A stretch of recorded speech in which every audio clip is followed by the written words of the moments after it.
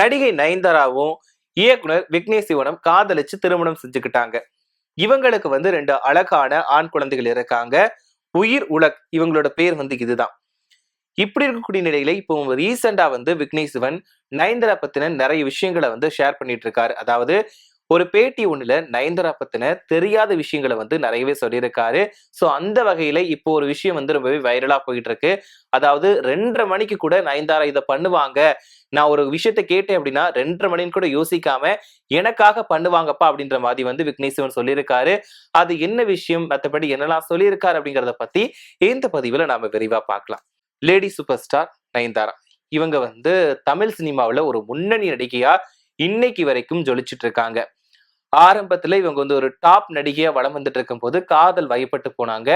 அதுக்கப்புறம் இவங்களோட மார்க்கெட் வந்து கொஞ்சம் குறைஞ்சுது அப்படின்னு சொல்லலாம். என்னன்னா ஃபர்ஸ்ட் வந்து சிம்பு உடனான காதல், அதுக்கப்புறமா பிரபுதேவா உடனான காதல், இந்த 2 காதலுமே அவங்களுக்கு வந்து கை கொடுக்கல. அந்த டைம்ல இவங்க மேல நிறைய பேர் வந்து நிறைய விமர்சனங்களை முன் வச்சாங்க. என்னன்னா சொல்ல போனோம்னா நயன்தாராவோட கேரக்டரையே மட்டமா பேசினாங்க. இவங்கெல்லாம் சரி கிடையாது, இவங்க வந்து பணத்துக்காக என்ன வேணாலும் பண்ணுவாங்க, சே இந்த மாதிரி ஒருத்தர் மாத்தி ஒருத்தர் அப்படின்னு நவ்ல எப்படி பண்ண முடியும் அப்படின்ற மாதிரிலாம் நிறைய பேர் நிறைய விதமா குற்றம் சாட்டுனாங்க. அது மட்டும் இல்லாம இவங்க இதுக்கப்புறம் தான் அவ்வளவுதான், இவங்க வந்து இப்போ ஒரு டாப் நடிகையா இருக்கலாம், இதுக்கப்புறம் இவங்களால ஜொலிக்க முடியாது, இவங்களுக்கு மார்க்கெட் ரொம்பவே கம்மி ஆயிடும், படங்கள் நடிக்க மாட்டாங்க, இவங்க வந்து இந்த சினிமா இண்டஸ்ட்ரியை விட்டே போயிடுவாங்க அப்படின்ற மாதிரிலாம் நிறைய பேர் நிறைய விதமா சொன்னாங்க. பட் எல்லாத்தையுமே உடைச்சு எரிஞ்சிட்டு போராடி இன்னைக்கு வரைக்குமே ஒரு லேடி சூப்பர் ஸ்டாரா வலம் வந்துட்டு இருக்காங்க. சோ செகண்ட் இன்னிங்ஸ் வந்து தொடங்கினாங்க. அப்பவுமே மக்கள் வந்து ஏத்துக்க ஆரம்பிச்சிட்டாங்க நயன்தாராவை. சோ இப்போ வந்து ஹீரோயின்களுக்கு முக்கியத்துவம் கொடுக்கக்கூடிய கதாபாத்திரங்களை சூஸ் பண்ணி தான் நயன்தாரா நடிச்சுட்டு போறாங்க. அதுக்கான ஒரு அங்கீகாரமும் அவங்களுக்கு கிடைச்சிட்டு தான் இருக்குது. சோ அந்த மாதிரி கதைகளை சூஸ் பண்ணா கூட ஹிட் ஆகக்கூடிய படங்களை தேர்ந்தெடுத்து நடிச்சுட்டு வராங்க. சோ அவங்களுக்குமே வந்து ரசிகர்கள் பட்டாளம் அதிகமா இருக்கிறாங்க. சோ இதுக்கப்புறமா தான் செகண்ட் இன்னிங்ஸ்ல நானும் ரவுடி தான் அப்படின்ற படத்துல நடிச்சாங்க. இந்த படம் வந்து நயன்தாராவுக்கு ஒரு குட் படமா தான் அமைஞ்சிருந்தது. இந்த படமும் நயன்தாராவுக்கு வந்து பேர் வாங்கி கொடுத்துச்சு. இந்த படம் நடிச்சிட்டு இருக்கும் போதுதான் அந்த படத்தோட இயக்குனர் விக்னேஷ் சிவனோட வந்து இவங்களுக்கு காதல் வந்துச்சு. 2 பேருமே காதலிச்சுட்டு வந்தாங்க. அது வெளிப்படையா தெரிஞ்சிடுச்சு. ஆனா இவங்க காதலிக்கிறாங்க அப்படின்னு தெரிஞ்ச உடனேயே வந்து நிறைய விமர்சனங்கள் வந்துச்சு. ஏன்னா நயன்தாரா வந்து கான்ட்ரவர்சில சிக்கலனா மட்டும்தான் அதிசயமா இருக்கும். ஏன்னா நயன்தாரா வந்து எந்த விஷயம் பண்ணாலும் அதை விமர்சனமாக்குறதுக்கும் கான்ட்ரவர்சியா பேசுறதுக்குமே வந்து நிறைய பேர் இருக்காங்க. அந்த மாதிரிதான் விக்னேஷ் சிவன் அப்புறம் நயன்தாரா காதலிக்கிறாங்க அப்படின்னு சொன்ன உடனேயே நிறைய பேர் நிறைய விதமா சொன்னாங்க. 2 பேருமே வந்து லிவிங்லயும் இருந்தாங்க. அதுக்கப்புறமா 2 பேரும் திருமணம் பண்ணிக்கிட்டாங்க. ரொம்பவே சாரி 2 பேருமே கோலாகலமா திருமணம் பண்ணிக்கிட்டாங்க. அந்த வீடியோக்களை கூட நெட்ஃபிளிக்ஸ்ல வெளியிட்டாங்க. சோ அந்த வீடியோக்கள் எல்லாருமே பார்த்திருப்பீங்க. ஏன்னா அந்த அளவுக்கு 2 பேருமே கல்யாணம் பண்ணி ஒரு குடும்ப வாழ்க்கையை ஆரம்பிச்சாங்க. இப்படி குடும்ப வாழ்க்கையை ஆரம்பிச்சதுக்கு அப்புறமா மறுபடியும் ஒரு சர்ச்சையில சிக்கினாங்க நயன்தாரா.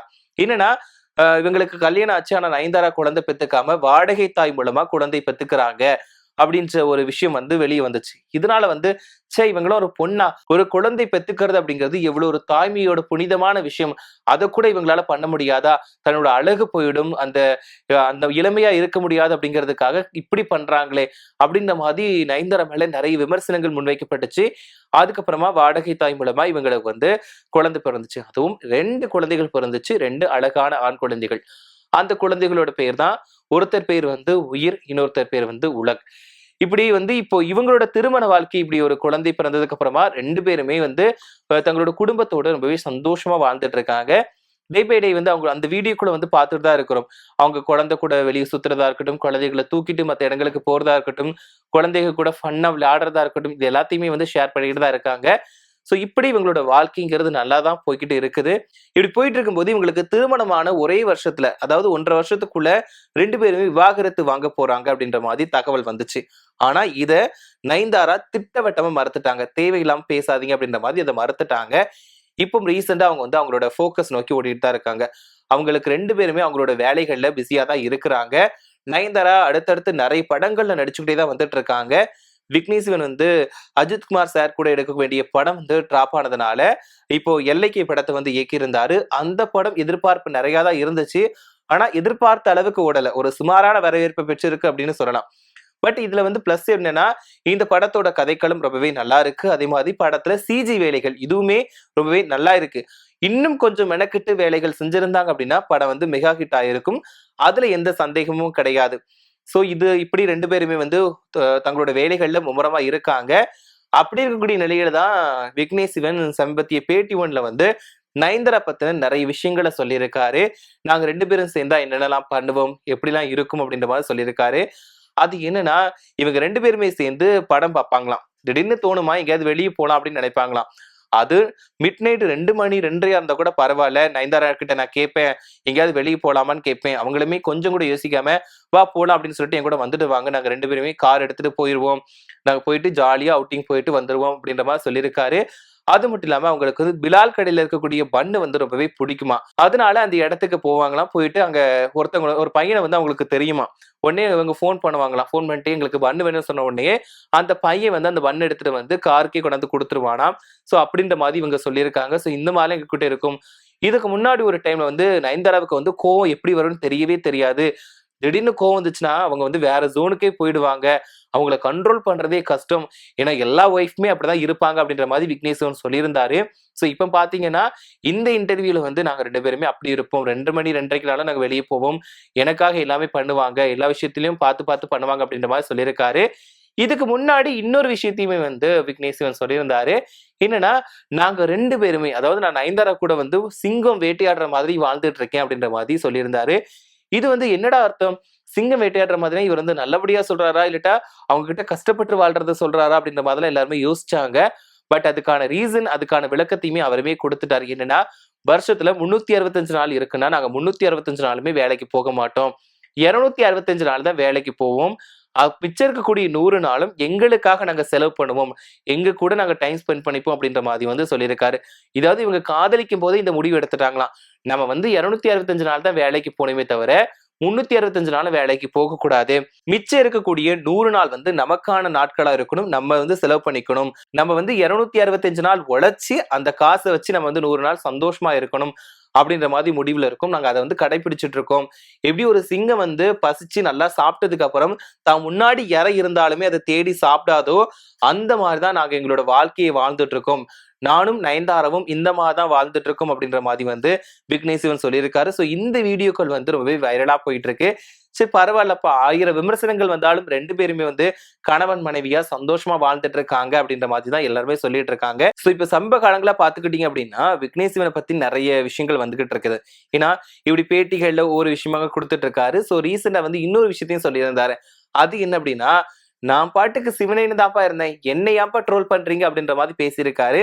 அது என்னன்னா, கொஞ்ச நாளைக்கு முன்னாடி ஒரு வீடியோ ரொம்பவே ட்ரெண்டிங்ல வந்துச்சு. அது வந்து வந்ததுக்கு அப்புறமா நயன்தாராவா இருக்கட்டும் சரி, விக்னேஷ் சிவனா இருக்கட்டும் 2 பேரையுமே வச்சு செஞ்சாங்க. ட்ரோல் மெட்டீரியல் ஆக்குனாங்க. அந்த அளவுக்கு வந்து அந்த வீடியோ ட்ரோல் ஆச்சு.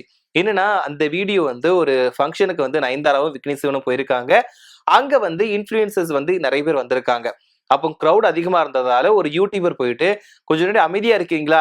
அவங்க 2 பேரும் நார்மல் பீப்பிள் கிடையாது. நமக்காக தானே வந்திருக்காங்க. கொஞ்சம் அமைதியா இருங்க. வெயிட் பண்ணுங்க." அப்படின்ற மாதிரி ஒரு விஷயத்த கத்தி பேசுறாரு. சோ இது வந்து இந்த வார்த்தையை வந்து நம்ம பசங்க புடிச்சுக்கிட்டாங்க. அதாவது நயன்தாரா வந்து நார்மல் பீப்பிள் கிடையாது அப்படின்னு சொன்ன உடனேயே அதை வச்சு வந்து நிறைய ட்ரோல் பண்ணாங்க. அவங்க ஏலியன் மாதிரி இருக்கிறது மாதிரியும், அவதார் மாதிரி இருக்கிற மாதிரியும் நிறைய போட்டோஸ், நிறைய வீடியோஸ் எடிட் பண்ணி வெளியிட்டாங்க. ஏன்னா அவர் சொன்ன வார்த்தையும் இதையும் மேட்ச் பண்றதுக்காக அவங்க நார்மல் பீப்புளே கிடையாது, தயவு செஞ்சு புரிஞ்சுக்கோங்க அப்படின்ற மாதிரி வந்து வச்சு செஞ்சாங்க. அது அந்த டைம் மட்டும் இல்ல, இப்போ ரீசெண்ட் வரைக்குமே அந்த விஷயங்களை வச்சு ட்ரோல் பண்ணிட்டு தான் இருக்காங்க. இதுக்கு வந்து விக்னேஷ் சிவன் என்ன சொல்லியிருந்தாருன்னா, ஏன்பா நான் பாட்டுக்கு சிவனேன்னு அந்த ஃபங்க்ஷனுக்கு போனேன். அவர் வந்து இன்ஃப்ளூயன்சர். நிறைய பேர் வந்திருந்தாங்க. அப்போ வந்து அவர் எங்களை சொல்லல. எப்பா நாமெல்லாம் வந்து நார்மல் பீப்புள் கிடையாது, இன்ஃப்ளூயன்சர்ஸ். சோ அதனால அமைதியா இருங்க. போட்டோ எடுத்துக்கலாம் அப்படின்ற மாதிரி அவர் அவங்கள தான் சொன்னாரு. ஆனா நீங்க வந்து எங்களை சொன்னதா தப்பா புரிஞ்சுகிட்டு இருக்கீங்க. தயவு செஞ்சு அந்த வீடியோவை நல்லா தெளிவா பாருங்க, உங்களுக்கே புரியும் அப்படின்ற மாதிரி விக்னேஷ் சிவன் சொல்லியிருந்தாரு. சோ இந்த விஷயமும் வந்து இப்ப ரீசெண்ட் டேஸ்ல கொஞ்சம் பரவலா பேசப்பட்டுச்சு. சோ இப்ப மறுபடியுமே இந்த மாதிரி நயன்தாரா பத்தியும், அவரை பத்தியும், அவரோட குடும்ப வாழ்க்கைகளை பத்தியுமே அவர் பேசியிருக்காரு. அந்த வீடியோக்கள் தான் இப்ப மறுபடியுமே ட்ரெண்டிங்ல இருக்குது. உங்களுக்கு விக்னேஷ் சிவன் நயன்தாரா ஜோடி பிடிக்கும் அப்படிங்கிறதையும், நயன்தாரா நடிச்ச படங்கள்ல உங்களுக்கு எந்த படம் பிடிக்கும் அப்படிங்கிறதையும் மறக்காம கமெண்ட்ல சொல்லிட்டு போங்க. அது மட்டும் இல்லாம இவங்க இப்படி பேசியிருக்கக்கூடிய விஷயத்த பத்தி என்ன நினைக்கிறீங்க அப்படின்ற உங்களோட கருத்துக்களையுமே மறக்காம கமெண்ட்ல சொல்லிட்டு போங்க.